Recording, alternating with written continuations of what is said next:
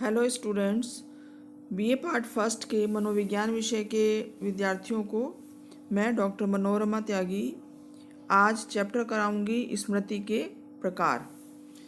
स्मृति के बारे में इससे पहले वीडियो में मैंने आपको बताया था मेमोरी या स्मृति किसे कहते हैं, स्मृति की परिभाषा कौन कौन सी हैं, स्मृति के तत्व या उसकी अवस्थाएं अथवा प्रक्रियाएं कौन कौन सी हैं।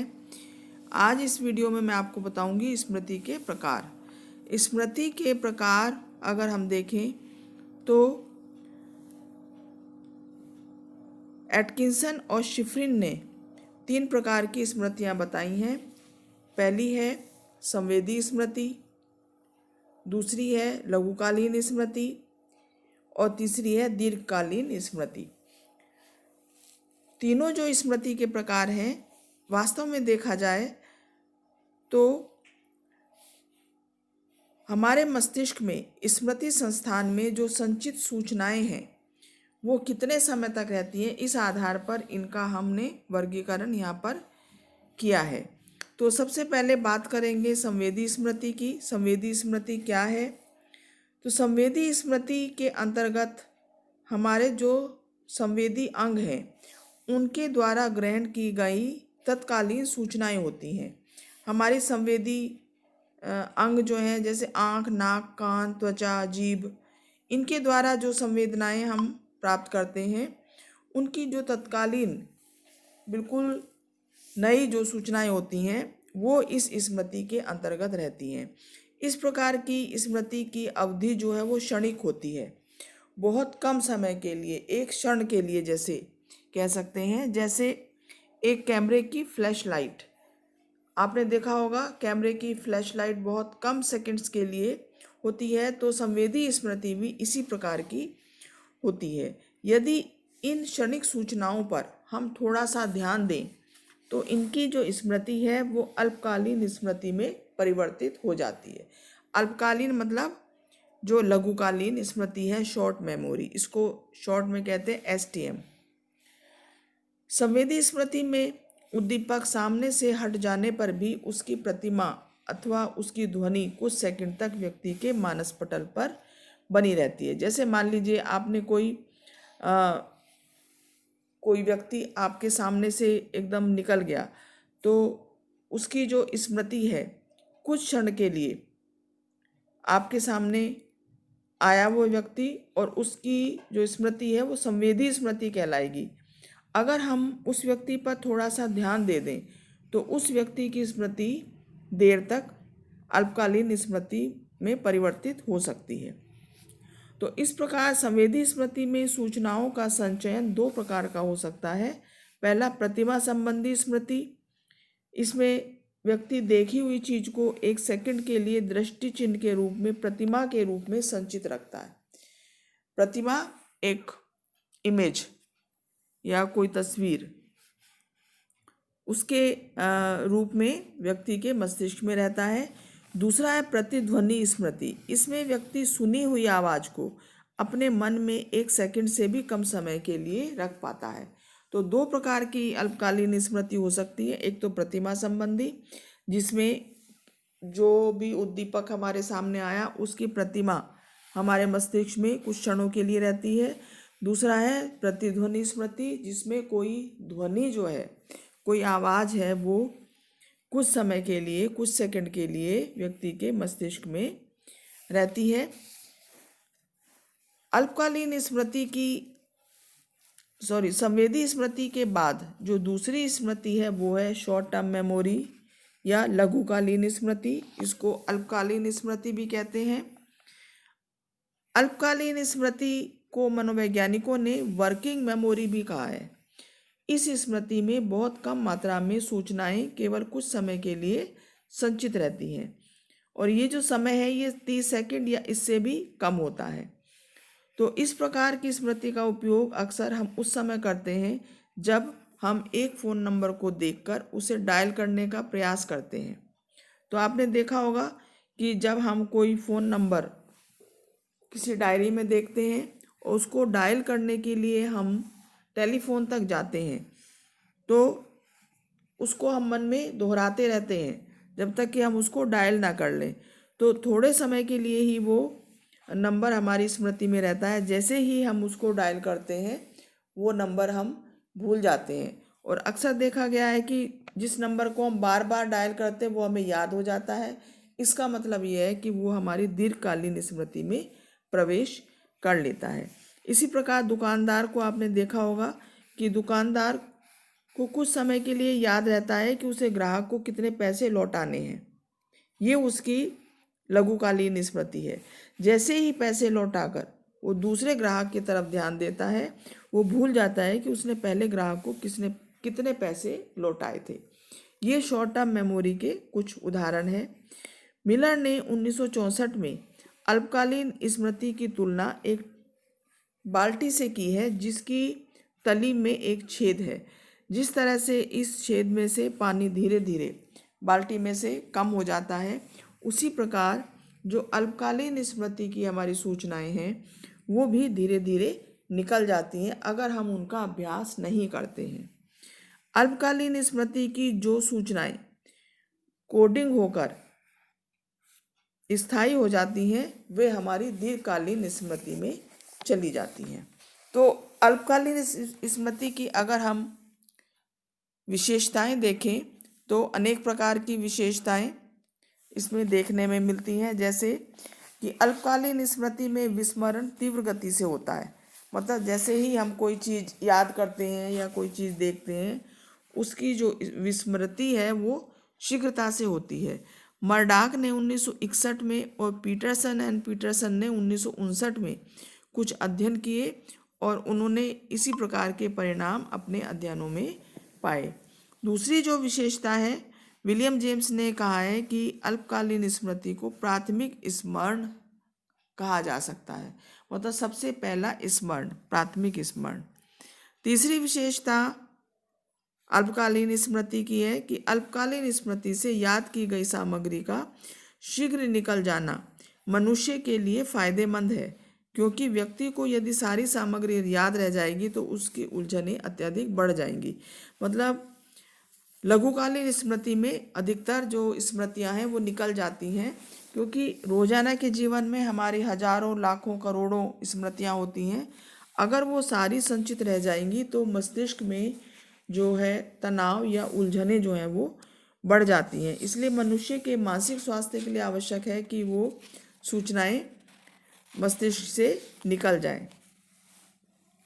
चौथी जो विशेषता है उसमें हम कह सकते हैं कि अधिगम की मात्रा यदि बढ़ा दी जाए तो जो अल्पकालीन स्मृति में ह्रास होता है वो कम हो जाता है। मतलब उसकी जो सूचनाएं हैं वो संचित हो जाती हैं और दीर्घकालीन स्मृति में प्रवेश कर जाती हैं।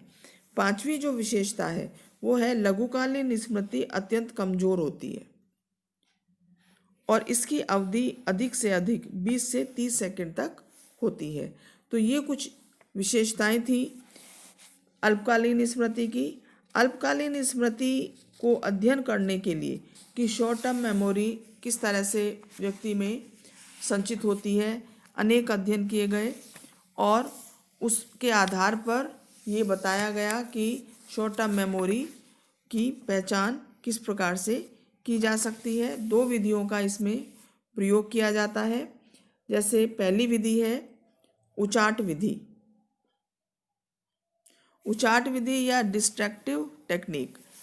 इस विधि के अंतर्गत किसी विषय सामग्री का अधिगम करने के पश्चात एवं उसका पुनः स्मरण करने से पहले अधिगमकर्ता से कोई कार्य कराया जाता है, जिससे सीखी हुई सामग्री को मन ही मन दोहराने का उसे अवसर नहीं मिलता। मतलब उचाट विधि से मतलब है कि मन को उचटा दिया जाता है। जैसे मान लीजिए हमने कोई कार्य कराया, कोई कविता की 4 लाइन व्यक्ति को याद करने के लिए दी और एक बार जैसे उसने उसको पढ़ा, उसके बाद उसको कहा कि तुम 100 की गिनती उल्टी गिनो, 99, 98, 97 इस तरह से। तो इससे क्या होगा कि जो उसने सीखा था उसको दोहराने का उसको समय नहीं मिलेगा। इसके बाद इस तरह की क्रिया कराने के बाद जो प्रयोज्य है व्यक्ति है उससे कहा जाता है कि जो उसने सामग्री याद की थी वो उसे दोहराए। तो जो वो सामग्री दोहरा पाता है वो उसकी शॉर्ट टर्म मेमोरी है या अल्पकालीन स्मृति है। इसको उचाट विधि कहा गया है। दूसरी जो विधि है वो है छानबीन की विधि। छानबीन की विधि के अंतर्गत सार्थक और निरर्थक अथवा कोई युग्मित सहचर किसी भी प्रकार के पद जो है वो क्रमिक रीति से प्रयोज्य के सामने प्रस्तुत किए जाते हैं और कुछ पद प्रस्तुत करने के बाद एक निश्चित अंतराल पर पहले प्रस्तुत किए गए पदों में से कोई एक पद प्रस्तुत किया जाता है तथा उसके बाद वाला पद बोलने के लिए कहा जाता है। इस प्रकार प्रयोज्य को बताए बिना बीच बीच में धारण परीक्षण लिए जाते हैं। छानबीन का मतलब है कि व्यक्ति ये पहचानने की कोशिश करता है कि जो उसने पद याद किए थे उस पद के साथ वाला जो पद है वो क्या है। इसको प्रोब टेक्निक भी कहा जाता है। दूसरी एक विधि प्रोब टेक्निक में ये भी हो सकती है कि कुछ शब्द व्यक्ति को याद करने के लिए दिए जाएं और उन शब्दों को फिर और नए शब्दों में मिला दिया जाए। जैसे 10 शब्द याद करने के लिए दिए और उन 10 शब्दों को हम 50 शब्दों के बीच में मिक्स करके मिला दें और व्यक्ति को उससे पहचान करने के लिए कहें कि अब इसमें से ढूंढो आपने कौन से पद याद किए थे। इसको छानबीन विधि कहते हैं। तो इस तरह से हम देखते हैं कि कई तरह की विधियां हैं जिसके द्वारा हम शॉर्ट टर्म मेमोरी के बारे में पता लगा सकते हैं। दीर्घकालीन स्मृति की जो विशेषताएं हैं, तीसरा जो है वो दीर्घकालीन स्मृति है। दीर्घकालीन स्मृति किसे कहते हैं? दीर्घकालीन स्मृति से मतलब है कि जब धारण की गई या सीखी हुई सामग्री अधिक समय तक याद रह जाती है। इस प्रकार की स्मृति में व्यक्ति सीखी हुई या धारण की गई सामग्री को लंबे समय तक मस्तिष्क में संचित रखता है। जो सामग्री लंबे समय तक एक साल, 2 साल, 10 साल, 20 साल तक धारित रहती है उसको हम दीर्घकालीन स्मृति कह सकते हैं। दीर्घकालीन स्मृति की कम से कम अवधि 30 सेकंड से अधिक होती है परंतु अधिकतम सीमा अनिश्चित है। इस प्रकार की स्मृति में सूचनाएं कूटबद्ध होकर, कोडेड होकर पुरानी सूचनाओं और अनुभवों से जुड़ जाती हैं। दीर्घकालीन स्मृति का वैसे तो विस्मरण नहीं होता परंतु कुछ विशेष परिस्थितियों में इसका ह्रास होना संभव है। जैसे आयु में वृद्धि होने पर, किसी कारण से तंत्रिका कोशिकाओं की क्षति हो जाए, मस्तिष्क को क्षति हो जाए। मिलर ने अपने अध्ययनों में देखा कि मस्तिष्क के एक विशेष भाग हिप्पोकैम्पस की अल्पकालीन स्मृति में विशेष भूमिका होती है। मस्तिष्क का यह भाग यदि क्षतिग्रस्त हो जाए तो नई सीखी हुई सामग्री अल्पकालीन स्मृति में तो रहेंगी परंतु अल्पकालीन स्मृति की धारित की हुई कोई भी सामग्री दीर्घकालीन स्मृति में नहीं जा पाएंगी। तो स्मृति के लिए मस्तिष्क का जो विशेष भाग है हिप्पोकैम्पस, इसका महत्वपूर्ण भूमिका रहती है और इससे ये भी पता चलता है कि हिप्पोकैम्पस द्वारा ही अल्पकालीन स्मृति को दीर्घकालीन स्मृति में बदला जाता है। तो दीर्घकालीन स्मृति में वो सूचनाएं होती हैं जो बहुत लंबे समय तक हमारी सूचनाएं मस्तिष्क में धारित रहती हैं और लंबे समय तक वही सूचनाएं रह पाती हैं जिनका हम अभ्यास करते हैं, जिन्हें हम बीच बीच में दोहराते रहते हैं। और यहाँ पर भी उपयोग और अनुपयोग का सिद्धांत काम करता है कि जिस सामग्री का हम उपयोग करते हैं वो लंबे समय तक धारित रहती है और जिस सामग्री का उपयोग हम नहीं करते हैं वो लंबे समय तक धारित नहीं रहती है।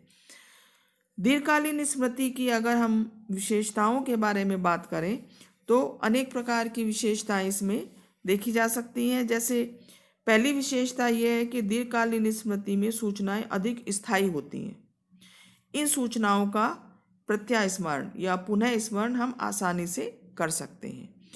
दूसरी विशेषता है, बार्टलेट ने यह बताया कि दीर्घकालीन स्मृति का स्वरूप रचनात्मक होता है, कंस्ट्रक्टिव होता है। तीसरी जो विशेषता है दीर्घकालीन स्मृति में सूचनाएं अधिक संगठित होती हैं, जबकि संवेदी स्मृति में और अल्पकालीन स्मृति में सूचनाएं इतनी संगठित नहीं होती। अगली जो विशेषता है वो है कि मस्तिष्क को किसी भी प्रकार की क्षति होने से दीर्घकालीन स्मृति की सूचनाओं का विस्मरण हो जाता है। पांचवी जो विशेषता है वो है, शेपार्ड ने बताया कि दृष्टि संबंधी सूचनाएं दीर्घकालीन स्मृति में अधिक संगठित और स्थायी होती हैं।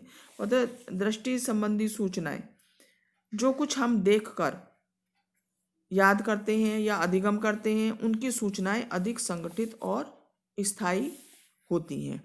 तो स्टूडेंट्स, आज मैंने आपको बताया स्मृति के प्रकार, इसमें संवेदी स्मृति, लघुकालीन स्मृति, दीर्घकालीन स्मृति, तीनों तरह की स्मृति की कौन कौन सी विशेषताएं हैं और किस प्रकार से हम इनका अध्ययन कर सकते हैं।